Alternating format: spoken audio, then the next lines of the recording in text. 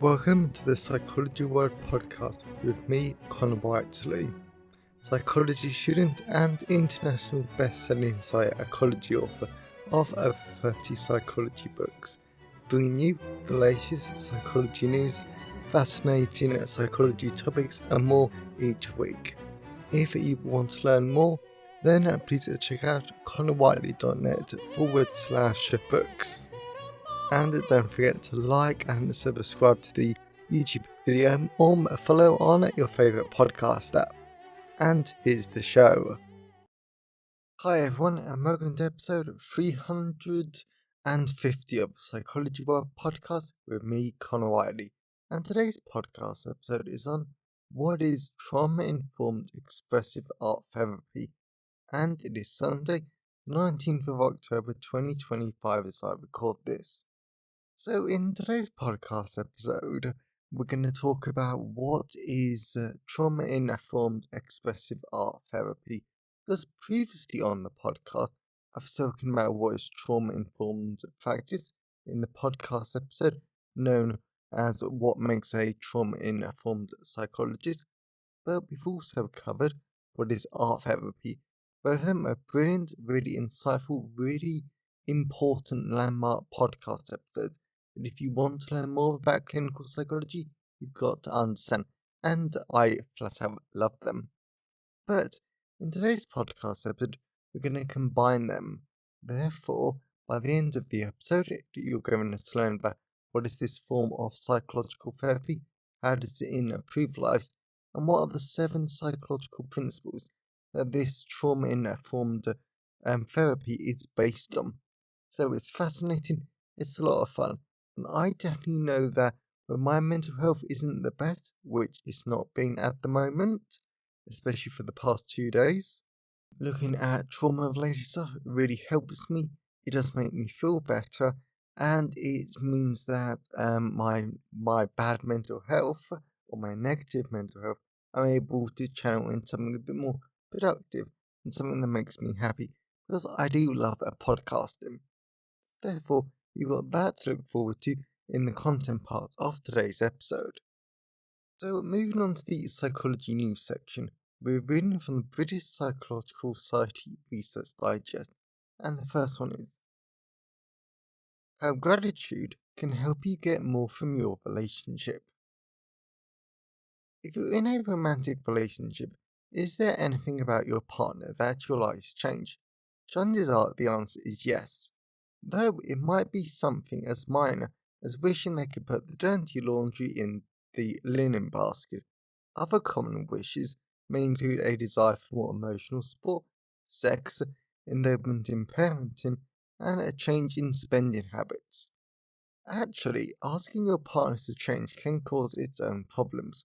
However, note Natalia M. Sinram at the University of Toronto and colleagues in a recent paper in Personality and Social Psychology Bulletin. That's because it can leave them feeling bad about themselves and worsen the quality of the relationship. And whilst your partner may try to adhere to your request simply to alleviate that distress, it is unlikely to lead to lasting change, the team writes. Their research, though, suggests that a simple strategy could help them to develop their own motivation to keep it up. Okay, so I won't go into the article any more than that, but this is a very weirdly timed psychology news article. Because in the conclusion of today's podcast episode, I do talk about one of the reasons why I'm actually feeling quite anxious and a little distressed at the moment because of my rape. So, but that's something that we will touch on later on in the podcast episode, and I will do a little bit of housekeeping before we move on to the content part.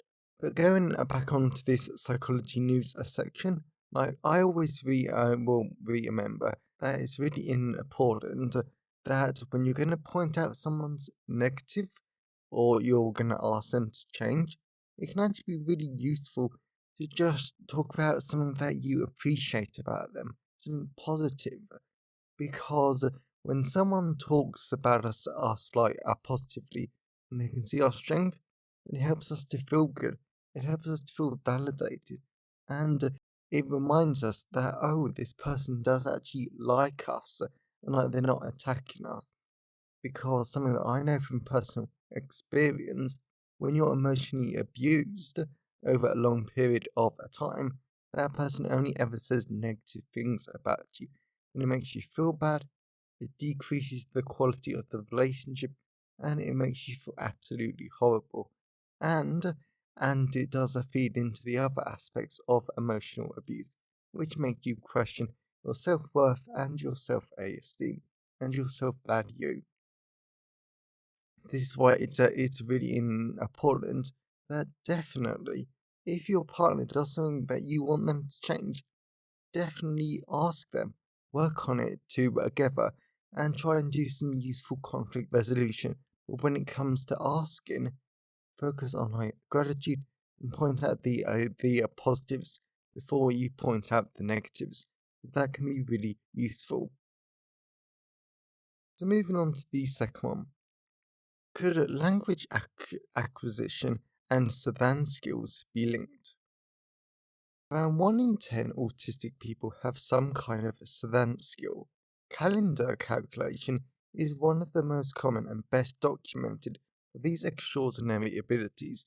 Being capable of calendar calculation would typically enable someone to correctly answer questions like, what day was 23rd of June 1934, or what are the years of this century in which March begins with a Tuesday? In just seconds, note the author of the authors of a recent paper in Psychological Review. Various ideas about what underpins a calendar calculation have been proposed. Right, Jen DeRosas at the University of Montreal and colleagues. However, the team feels that none can adequately describe it. They instead put forward a new model rooted in the way we acquire language. Okay, so this is definitely more of an awareness psychology news article because this is something that I need to learn more about.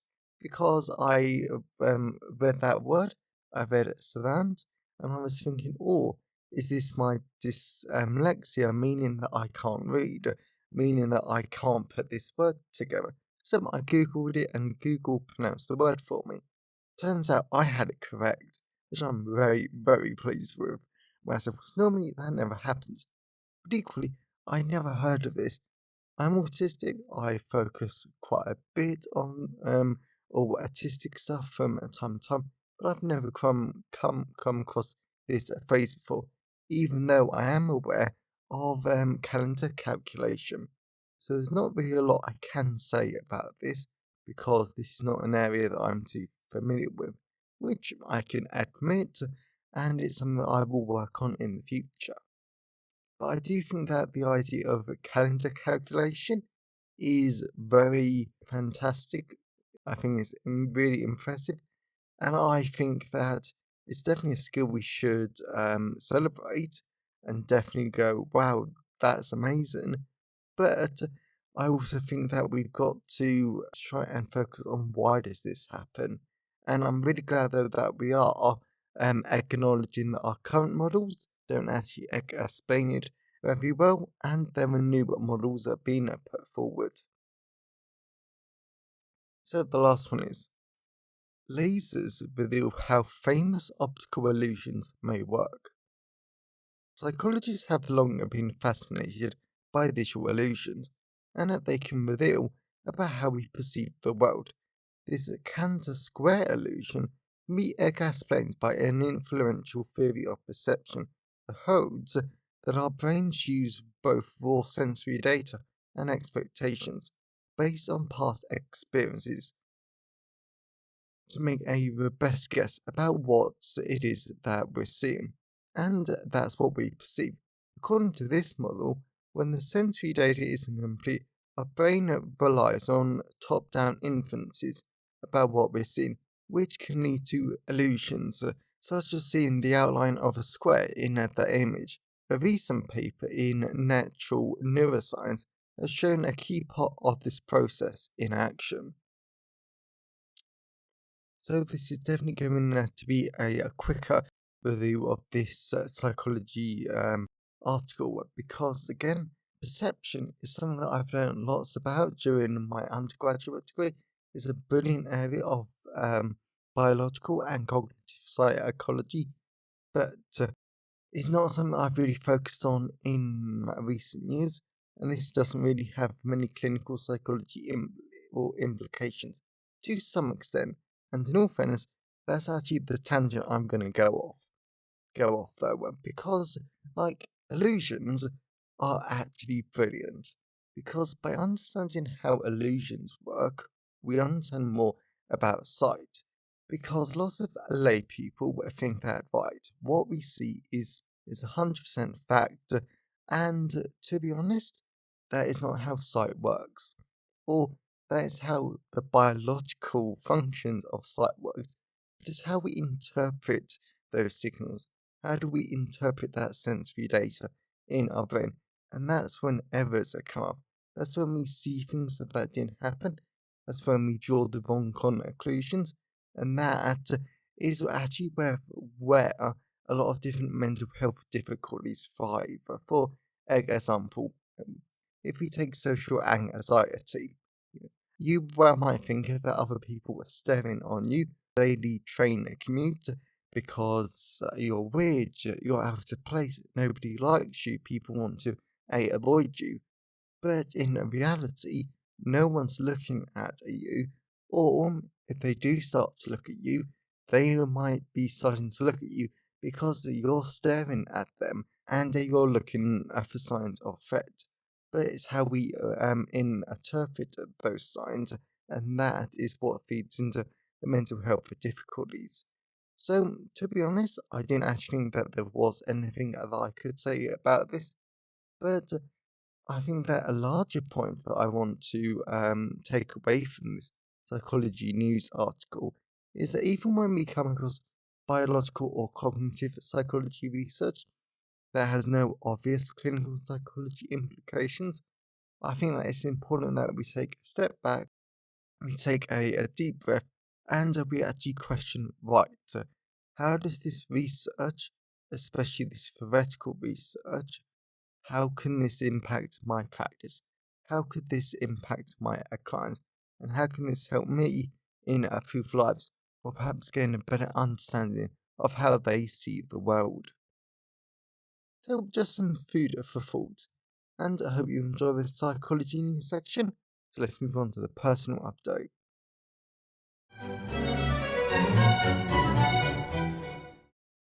So, moving on to the personal update. So, this week has been quite surprising. So, on Monday, I got an email saying, "Hey, can you start your brand new job tomorrow?" And I was like, "Oh, okay then." I had to get a lot done there. This week was sort of a interesting car crash, I'm going to say, on that front, because originally I'd only planned in my to do list because I create a really complex to do list, as everyone tells me, who I show for a laugh.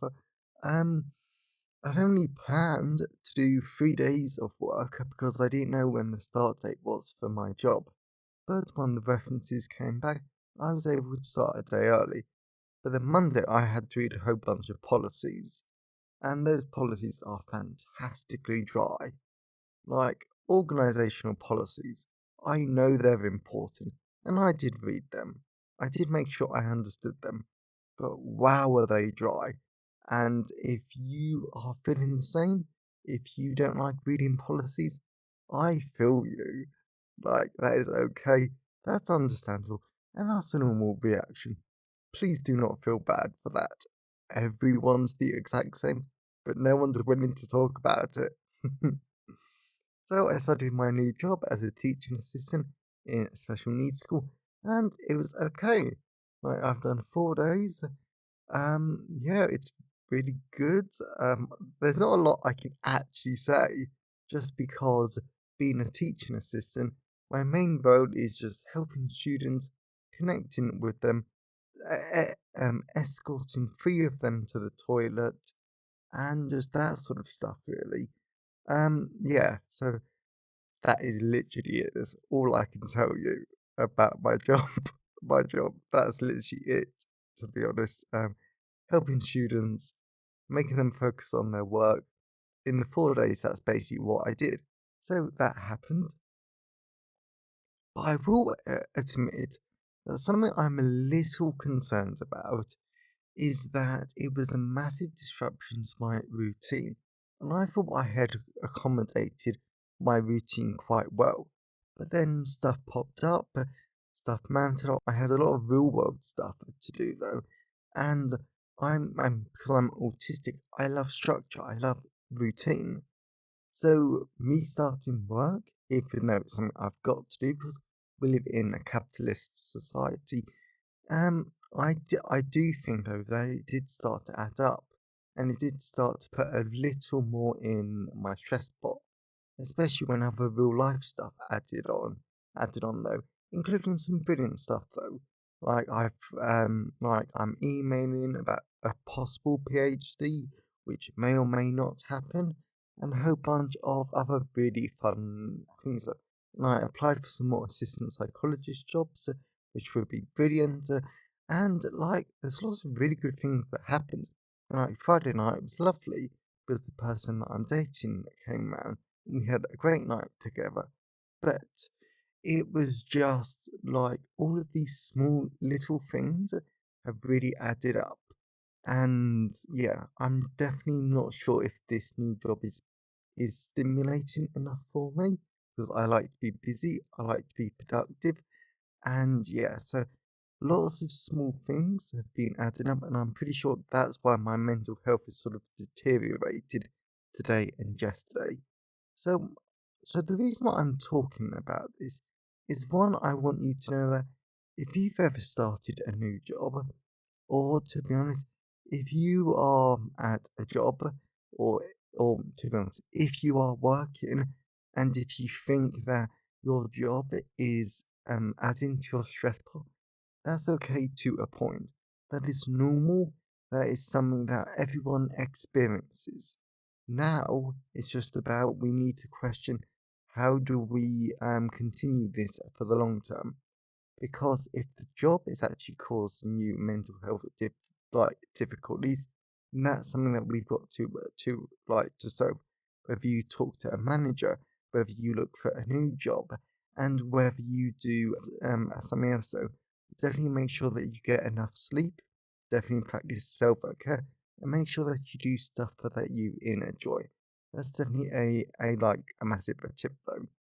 Personally, I think it's the case that I need to develop a new routine. I need to try out some different bits and pieces, and I need to deal with some rape trauma, which has popped up for me recently. Recently, in a specific situation. So that's something else I'm gonna have to deal with.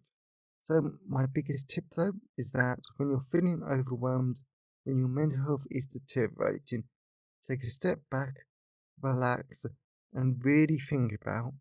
And I admit this will be painful, this might be a bit distressing, but please think about all the things that you're dealing with, all the things that are adding stress to your life, and then try and think up solutions to try and overcome it. And please practice self-care. Self-care and self-soothing are flat out critical. And as always, I always love to hear your thoughts and feelings on today's episode. So you can always email me, connorwiley@connorwiley.net. You can always leave a comment at the show notes at connorwiley.net/podcast. And you can always tune me on Twitter at sci-fi Wiley. I always love to see where all of you are all over the world. And I always love to hear from all of you, because it really helps make the podcast feel more like a conversation. And today's podcast episode has been sponsored by Introduction to Psychotherapies. So this is a brilliant book to sponsor today's episode, because today's podcast episode we focus on expressive arts therapy in a trauma-informed way, and it's brilliant, it's insightful, and this episode really gives you an introduction to these brilliant 7 principles that really do underpin and make expressive art therapy a brilliant trauma-informed way to help trauma survivors. But if you want to learn about other forms of psychological therapy, like cognitive behavioral therapy, EMDR, acceptance and commitment therapy, and so many more brilliant forms of psychotherapy, including a couples therapy, imagotherapy, and tons of others, then this is going to be an amazing book for you that you're going to flat out love, because we look at over 25 different forms of therapy. So I know you're going to find it useful. So that is Introductions to Psychotherapies, available from all major ebook retailers, and you can order the paperback and hardback version on Amazon, your local bookstore, or local library if you request it. And if you want the audiobook narrated by artificial intelligence, then now you can from selected audiobook retailers like Spotify, Kobo, Google Play, and Barnes& Noble, and selected audiobook retailers like Biblioteca and Overdrive. So, whilst buying books helps to support the creation and the editing of the podcast, my time is sponsored by my wonderful patrons. And as always, a massive thank you to my patrons because your support shows that you like the show and you are wanting to continue.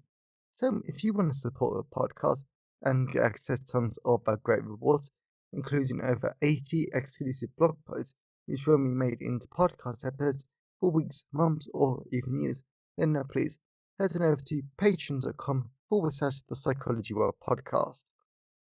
Or if you want to support the podcast on a one-off basis, then now you can at buymeacoffee.com/Con Whiteley.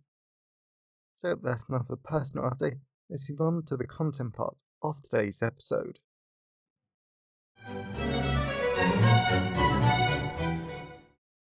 So we're moving on to the content part of today's episode. So we're going to be talking about what is trauma-informed expressive art therapy. But first of all, before we dive into it, I just want to do some housekeeping. And yes, I probably should have done this at the beginning of the podcast episode, but I forget and I'm quite new to doing this, even though I really, really should. But we all will learn and we all develop, so I'm doing it now. So, during this podcast episode, I do make references to rape, trauma, sexual violence, and some other bits and pieces that might trigger you. So, even though I do not go into any graphic details, this is going to trigger you, or if you have younger listeners around, then maybe come back to this podcast episode when you're feeling better, and this is less likely to trigger you and cause you psychological distress. You're important. I want you to be okay. And please, if you need to, please come back to this podcast episode in the future. So let's dive into it. A brief note on trauma-informed practice in clinical psychology. As I mentioned in a previous podcast episode called What Makes a Trauma-Informed Psychologist, I explained how trauma-informed practice helps us aspiring and qualified mental health professionals to guide an individual through trauma recovery whilst using art therapy as a basis. Since trauma-informed practice helps clinical psychologists to understand how the mind, body as well as brain interact and what role they play in the trauma responses and maladaptive coping mechanisms that the client has.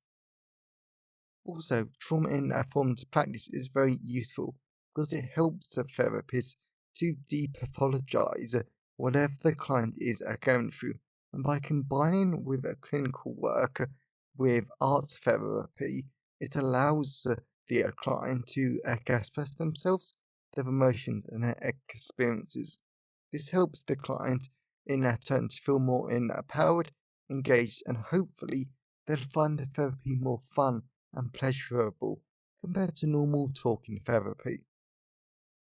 Ultimately, trauma-informed practice is all about helping the client to go beyond just surviving and towards thriving, so they can live a happy, purposeful, and fulfilled life where they control their behavior instead of their trauma controlling their lives. Then this can be achieved through art therapy, by making meaningful use of creativity, art, as well as imagination. Personally, I've spoken before about this in my sexual violence, and before I finished my rape counseling, my trauma responses definitely ruled my life. For example, if I went out by myself, if I met a stranger, or once I took some friends home and I drove them, all of these situations resulted in me having massive mental health crises and mental health breakdown. I was so anxious, so fearful, and I hated what my trauma responses were doing to me. Post traumatic stress disorder is not fun in the slightest. Even though this weekend, at the time of writing, a lot of small factors have added up this week, but I am rather anxious, on edge, and my mental health hasn't been amazing. Yet, because of the trauma in informed counseling I went through last year, I am thankfully fine 99% of the time. I can live my life, I can date, and I can work. I'm happy the vast majority of the time, and that's only possible because the trauma informed counseling I underwent. That's why it's so important in clinical psychology. What is a trauma informed expressive art therapy? And to be honest, just to make it work in audio, I'm just going to call it expressive art therapy. But in the context of this podcast episode, I do mean the trauma informed version. So, this is a model for arts based mental health interventions that combine best practices in trauma informed clinical practice as well as play assisted and expressive arts therapy. This combined approach helps the client to integrate their trauma into their lives. So it is still there, but the trauma is in the rearview mirror of their life, and they are able to move forward and heal. This therapy is based on characteristics of expressive art therapy as well as trauma informed practice. Furthermore, according to Mazzocchi 2020, trauma informed expressive art therapy is underpinned by 7 key principles. How does trauma informed expressive art therapy focus on co regulation and self regulation? As I spoke before on the podcast about the window of tolerance, when you've experienced trauma, it's very easy for us to have our senses overactivated, hyper-aroused, and this leads to us to feel really, really anxious. I mentioned earlier how during the most severe periods of my PTSD, even going outside and meeting up with friends would make me so anxious I would have panic attacks. Even though you don't need a PTSD to experience hyperarousal, hypoarousal, or any other trauma responses. Therefore, expressive art interventions can support people to learn about and learn how to use their internal resources to manage their own mental health. This is an example of self-regulation where you're able to manage your own mental health, emotions, and distress. Yet expressive art interventions can also provide feelings for a wide range of action orientated and creative approaches to self regulation if a therapist decides to apply this within a group therapy setting. Personally, this is something that I really tried to focus on last night, and I will admit I was a little too distressed for this to work effectively. Also, I was tired, sensory overwhelmed, and I had a lot on my mind. I'm telling you this because I want to be honest, and I want you to know that we don't always get it right. We can slip up, and that's okay. That's normal, understandable, and is part of being human. Self regulation is flat out critical in trauma recovery. How does neurobiology inform trauma informed expressive art therapy?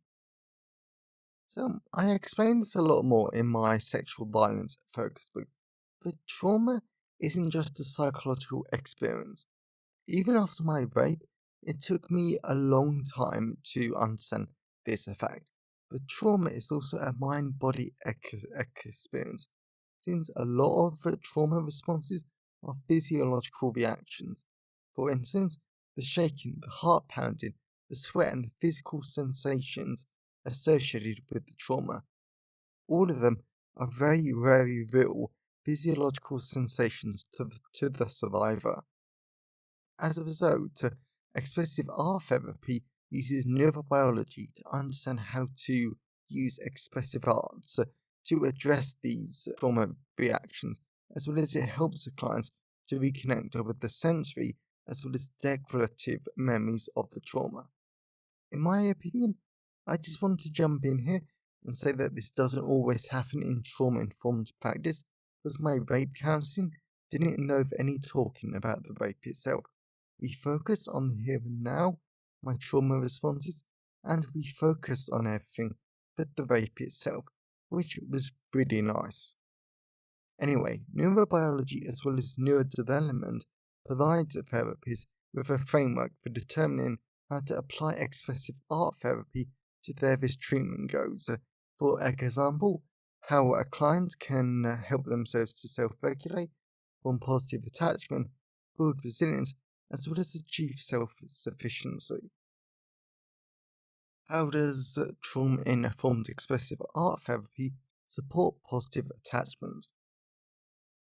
Building upon this, expressive art therapy can be used to support a client to reconnect with a sense of safety, pro-social relationships, as well as positive attachments. And I always remember this amazing feeling I had during my rape counseling, and it was a real game changer moment for me. I was able to feel safe in my own body for the first time in 7 months. I was able to relax, untense all my muscles, and actually feel great. It's such an amazing feeling, and it's so hard to describe, but achieving that sense of safety as a trauma survivor feels impossible. Yet when it does happen, it's one of the best feelings ever. In addition, expressive art therapy can help individuals to recover a sense of internal well-being and well-being in relationships with others. For instance, expressive art therapy can provide a range of opportunities for people to engage in critical experimentation that integrates experiences of guidance, unconditional appreciation, experiences found in families with secure attachment, support, amongst other benefits, as well as when expressive art interventions are used in group settings. This can help our clients to support pro-social interactions and connect themselves with their community. And that's something that I'm starting to realize as the months and years roll on, is that survivors really are a community.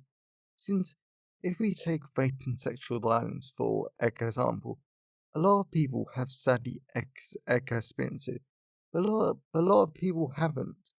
That means not everyone in your life has lived their experience of it, and without lived their experience, you only have a limited understanding of what happened to the other person. Therefore, the feeling of that community and knowing that your experience is normal, okay, and understandable given your trauma, that is a very powerful and potentially healing realization. How does trauma informed expressive art therapy help a client with distress? As I've mentioned in other places, like the podcast and my books, when you've experienced trauma, it has a wide range of different impacts on you. You can have increased threat detection, and that means that you're more anxious, distressed, and fearful because you don't want to be attacked or experience your trauma yet again. Yet, trauma does have a lot of somatic and physiological impacts too, and this is why expressive art interventions can be useful, because a therapist can use these interventions to help a client identify and repair a client's bodily responses to different trauma triggers, as well as expressive art interventions can help a client learn that their bodies are the resource in trauma recovery, and they want to normalize the body's reaction to trauma, as it isn't a pathology, it is an adaptive coping mechanism. How does trauma-informed expressive art therapy provide meaning-making experiences? Another benefit of trauma-informed expressive art therapy is that expressive art interventions allow a trauma survivor to talk and express what is often unspeakable to them. It allows them to reframe, restructure, restore, as well as explore the trauma they experience and loss through non-verbal, self-empowering, and asset-driven ways. Personally, this is something that I loved about my own rape counseling. Whilst it wasn't expressive art space, it was trauma informed. It was so healing, so empowering, and validating to make new narratives of my rape after my trauma. It's allowed me to experience that it wasn't my fault. I couldn't have prevented it. And despite what a lot of the people were telling me, there was nothing wrong with me. How does trauma-informed expressive art therapy respect a client's preferences for self-expression? Another brilliant part of trauma-informed practice that I flat out love is the fact that it puts the client at the center of their own trauma recovery. Now, a lot of research says treatment, which I use in air quotes because personally that makes me uncomfortable. I'm not really that sure why, but I think it's. But for me, trauma recovery is healing and recovery. Treatment is a little too biomedical model for me. Anyway, trauma-informed practice helps the client to determine how much participation they would prefer in their treatment, and this can be determined by values, worldviews, previous experiences, their culture, as well as other interpersonal dynamics. This is useful because some clients, like me, would like to be at the center of their trauma recovery, and they would be very comfortable talking about all aspects of their lives. The other people wouldn't, and that's okay too. Whatever the case, expressive arts therapy provides the client with a wide range of methods to express what happened, depending on their comfort level with the idea of self-expression. Then the therapist can respect the use of symbols and metaphors that allow the client to control how they communicate sensitive experiences. How does trauma-informed expressive art therapy resilience and strengths? Finally, expressive arts therapy can be very useful in supporting a client's strengths and building their resilience over time, since trauma-informed practice can help mental health professionals to see that everyone is capable of growth as well as trauma recovery, with an acknowledgement that resilience is central to the recovery process. If a client is not resilient, then they cannot really recover. That is why expressive art therapy is always life affirming. It honors a person's capacity to be resilient, as well as they encourage mastery through personal strength, with the ultimate goal being to encourage a client to move their self perceptions, a victim to a survivor to a thriver. And that's something I firmly agree with. Conclusion. Personally, I really enjoyed researching and writing up this podcast episode because my mental health hasn't been great this weekend. I started a slightly understimulating new job. It's loud and it leaves me sensory overwhelmed. Some rape stuff popped up this week. I didn't sleep well Friday night because of it, and I have been really anxious. Mainly because I know sooner rather than later I will need to have the rape conversation with someone I'm dating. Since my rape is starting to impact me again, and as we start to do stuff, I am getting distressed, my mental health is dipping, and I'm scared that he's going to dump me, leave me, or break up with me if he finds that I'm a rape survivor. Yet, after doing this trauma informed podcast episode, I realised that that's what I need. I need to have the rape conversation because it is the most empowering and self compassionate thing I can do for me. And even in the awful circumstance that he breaks up with me because I'm a rape survivor, I will understand. I'll be sad and really disappointed because this guy is brilliant, lovely, and we get on really well. but it just means we weren't the right fit. It doesn't make me a bad person, a failure, and it doesn't mean that I'll never get into a relationship again. Whatever the outcome, I will keep surviving, thriving, and living one day at a time. So, I hope you enjoyed today's episode and I hope you got something out of it. I know that I did because, like I said in that podcast episode, I have been distressed and to be honest, I've been umming and ahhing about having this conversation because it's not a nice conversation to have, especially for me and especially for the other person. But it's something that I'm going to have to do because I keep getting more and more distressed about it and it's going to pop up more and more. So, and it's just not fun. But it's something I need to do for me because something else that I learned during my rate counselling is at the end of the day, you are the most important person to yourself. And your needs, your boundaries, and what is going to make you feel better are very valid and they're very important. So you've got to express your needs. And this is something that I need though, because I've done this before, and I do feel a lot better afterwards. Though, it's just something I'm gonna have to think about. So, if you know anyone who would enjoy today's episode, then please share it with them. Always really grateful when you wonderful people help spread the word about the podcast. And if you want to learn more, please check out Introductions to Psychotherapies, available in all the usual places. And as always, I always love to hear your thoughts and feelings on today's episode, so always feel free to contact me. And if you want to support the podcast on a one-off basis, then please head on over to buymeacoffee.com/the Psychology World podcast.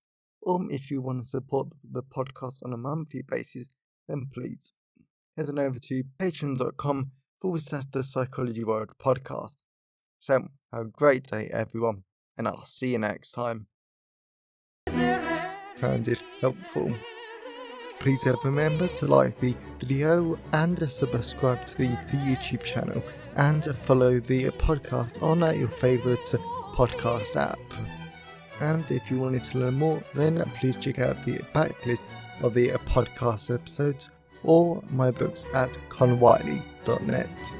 So have a great day and I'll see you next time.